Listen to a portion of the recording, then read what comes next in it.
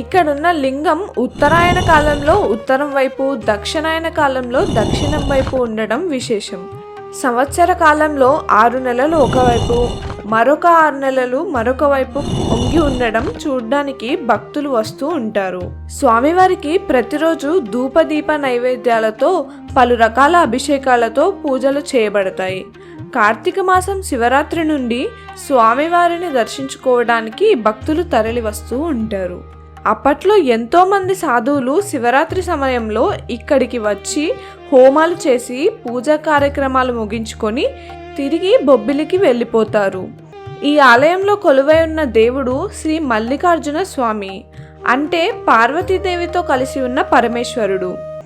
ఇంకా ఎన్నో అద్భుతమైన విశేషాలు కలిగి ఉన్న ఈ ఆలయానికి ఒక్కసారైనా సందర్శించాలి.